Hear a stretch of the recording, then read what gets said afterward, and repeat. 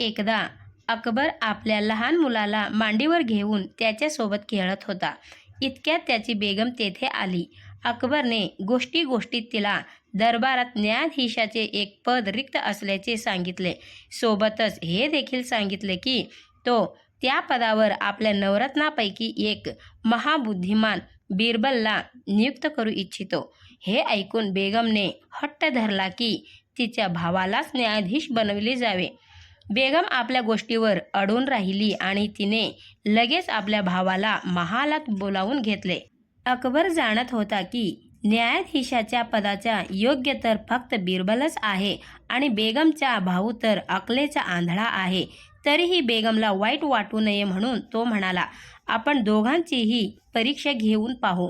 परीक्षेत जो सफल होईल त्याला न्यायाधीश बनवू.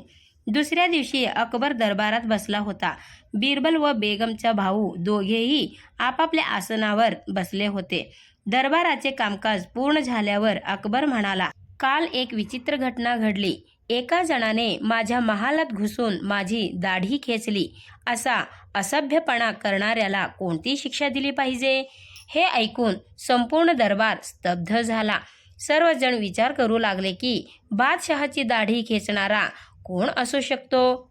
अकबर बेगमच्या भावाकडे पाहून म्हणाला, तू याचा निर्णय कर. बेगम खिडकीत बसून मोठ्या उत्सुकतेने कान लावून ऐकत होती की तिचा भाऊ कोणता निर्णय देतो. बेगमचा भाऊ उभा झाला आणि कोणताही विचार न करताच निर्णय ऐकवू लागला. बादशहाची दाढी खेचणाऱ्याची अक्कल ठिकाण्यावर आणली पाहिजे. त्या नालायक, बेशरम, हरामखोराचे हात कापून टाका, जेणेकरून तो पुन्हा कधी बादशहाची दाढी खेचण्याची हिंमत करू शकणार नाही. मग थांबून म्हणाला, परंतु महाराज, तो गुन्हेगार आहे कोठे? बेगमच्या भावाचा निर्णय ऐकून दरबाऱ्यांची गुन्हेगाराला पाहायची उत्कंठा वाढली. बेगम तर आपल्या भावाचा निर्णय ऐकून दचकली आणि खिडकीजवळ उभी झाली. अकबरने मंद स्मित करीत तिरप्या नजरेने बेगमकडे पाहिले. हट्टी बेगमला उद्विग्न पाहून त्याच्या मनात खूप गुदगुल्या होत होत्या. मग तो बिरबलला म्हणाला, तुझ्या या निर्णयाविषयी काय विचार आहे?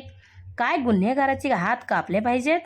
ज्याची बुद्धी रोज ध्यान आणि जप केल्याने सात्विक व कुशाग्र झाली होती, तो बिरबल बऱ्याच वेळापासून डोळे बंद करून विचारात डुंबला होता की बादशहाच्या महालात पहारेकरी हजर असतील. असे असताना कोणी महालात घुसून दाढी खेचेल असे कधी होऊ शकत नाही.